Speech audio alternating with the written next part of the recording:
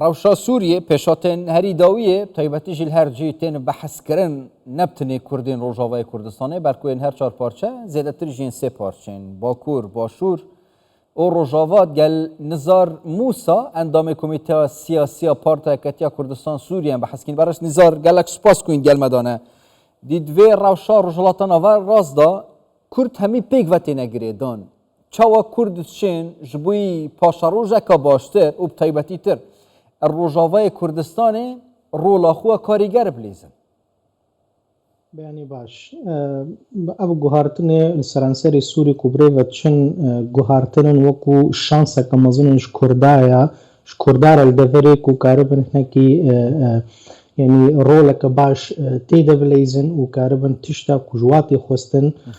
سری هر تشتیده وکو اولوی نیزیک بونه که کردی یک هلوسته که کردی کاربن برجواندی خوا بپاریزن و سروی کار بکن هنکی قزنج نابکن و مافی خوا سردست بخن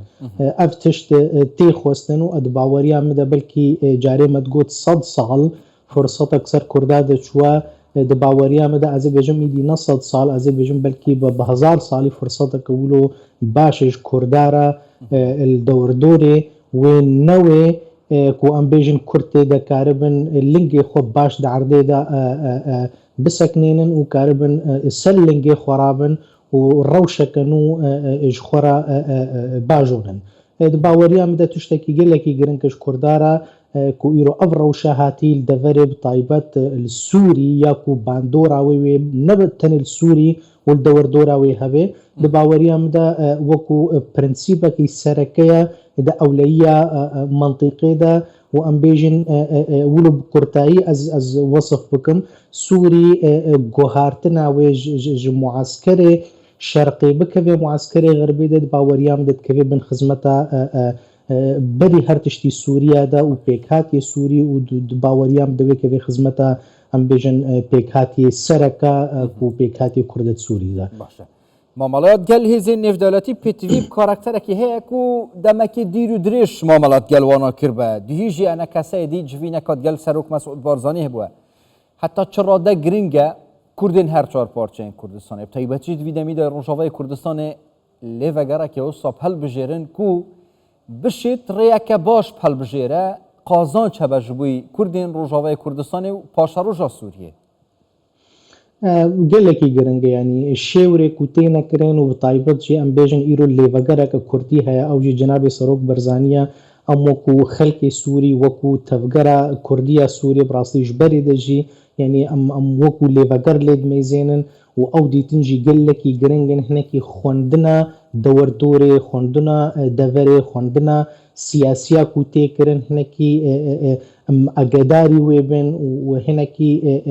ام بیژن بروشک سیاسی و بنرینه که سیاسی باش لوا گوهرتنا میزنون هنکی گهداری خوبن افتشتی کوتی نکرند باوریام ده گرنگیاوی گلکی هیا و هنکی جی وکو تکزیات کرن هن دوشی یعنی ما شوپاند وکو یعنی وکو کو هاتا گوتن جی دراکان ده جناب سروک هنکی ام بیژن دعو کر نیزیک بونه که کردی یک هلوسته که کردی برانبری با گوهرتنه مزنه چید بن لید باوریام ده جی هنکی سرانسری سوری جی فاکتورن هنه ده هیلن کو هنکی سوریا که نواره آوا کرن و هن دروشا کردی ده جی و دوی فاکتور نسرکه هبن او جوی باندورا خواه لسر روشا کردی سوری ده هبن یعنی سرانسری سوری ده باوریام ده ازولو بکرتایی بیجم هنکی د آلی سوری ده هنکی هلوستا ریوبریا نو یا سوریا جی اسرائیل یک یا دوی ام بیژن او تفاعل دنافرا کوکار به او ریوبریا سوریا نو دنافری ام بیژن هلوستا خوش ترکیش آلی کی و جوالاتنا عربی سرکا یه خودی باندور سوری ده جی آلی کی کوکار به وکی بالانسا که دنافرا تأثیر آواده چه بکی هنکی وی کار به خوشی بپاریزه و هنکی کار به سوریا که نو بشیوازه که نو آوا بکی در روشا کردی ده جید باوریم ده اوجی فاکتور نسرکه هنه و کار بن روشا کردی باش پیش و هرن و هنکی مافی خوب بلیویل که گل که باش بپاریزن اوجی یا یکم دباوەریامدا ئەوەکو کورد بنەرینەکە باش سیاسی ڕەوشا دۆرا خۆمەیزێنن و هێویا دو تشتێ سەرەکە بن یەک ژێ هێویا بیستی هەیوێ بن و چلۆ ڕێبەبەریا نویە ئەمریکی وێ وەرێ و هەلوێستا وێ سووریا تەمامەتی و بە ڕەوشا کوردی و هەبوونە ئەمبێژن ئیدارا قەسەدێ و ئان ئەمبێژن هێزێ قەسەدێ و ئان ئەمبێژن ڕەوشا کوردی تەمامەتە خۆوەکو خەریتا سیاسی لە سووری وێ بچە ڕەنگی بە یەک یا دۆی ئەم هێویا وێ پرۆسا ئاشتیژی بن یا کوتێ بەحسکردن ناوبەرە ئەمبێژن پەکەکە و ڕێبەبەریا تورکیدا ئەوژی گەلێکی گرنگە دا ئەمزانە بن وی چ باندۆڕاخوا هەنێکی لەسەر ڕەوشا کووردا سووری دەهەبێ یعنی هەنێکی ولو ڤ هەردوو پرەنسیباژی گەلێکی نێزیکن دە باوەریامەدا کورد دوێ گوهداری بە هەردوو پرەنسیپا بن و سەر وی ئەساسیژی کار بن هەلوێستی خۆ بەرەنگێکی سیاسیە باشۆنن و کار بن گوهداری خۆ مافی خۆ بن باشە سیناریۆین سووریا پاشا ڕۆژێ یعنی ئەگەر گەلە بێنە بەحەزکردنش هەمیە گرنگتر دوو سیناریۆنە لێ ji bo garantîkirina mafên Kurdan Sûriya paşa rojê da baştirî sînaryo çi Kurd ku daxu kêr serkev çawa navmala Kurdî bête rêxistin li bin sîvaneke siyasî ku hemî xwe têda bibînin. Belê berê xwe mala Kurdî kar ser hatiye kirin û belkî çar cara berîn hewil hatiye dan nêzîkbûneke Kurdî çê bibe û yek helwêsteke Kurdî çê bibe. Di vî warî de baweriyan de gaveke gelekî mezin hatiye avêtin û duwê de jî aliyên Kurdî nêzîkî hevbûne nerîneke siyasî de ji neh xala sala 2021 li ser gihana hevdû û duwê de jî wekû Sûriyeke nenavendî Sûriyeke federal xwesteka xwe baş danexwestin û baweriyam de jî niha jî yanî ser wê gavê wê werê karkirin û hinekî Kurd di duwî alî de em bêjin forma Sûriyan û bi vî alî de xwestekê xwe deyne ser masa Sûrî û di baweriyam de tiştek û alîkariyê jî dike pêkhatiye diniyê Sûrî ew jî ser vê kar dikin ku hinekî mafê xwe heta karibin biparêzin wekû em bêjin wekû Dirûza wekû Birayên Fileh wekû em bêjin xelkê Cinûbê Sûrî dûî de kar tê kirin her kes jî dibêje yanî piştî ezmûna pêncî û çar sala ji sistemeka nebaş Sûrî ra her keskî dî metirsî wî hena û behsa nenavendîkê ji Sûrî re dike. Ji me re jî wekû Kurda wekû ku me anî ziman berî jî em hinekî di vî warî de nêzîkî hevbûne û di baweriyan de jî yanî nenavendî bi çi xisûsiya xwe bê di aliyên Kurdî de wêj Kurdare gelekî baş bê û hinekî di baweriyam de belkî bi xelkna Sûrî ra em bêjin pêkhatî sereka pêkhatî Sunnî hinekî ser wa belkî nûwa ev nerînên siyasî û hinekî baweriyan de hinekî ne bi rehetî wê lê mêzînin lê ez di wê baweriyê de me careke dî hinekî bi wextira û hinekî ev zerfên dewliyê ku tên û hinekî xwendineke siyasiyan û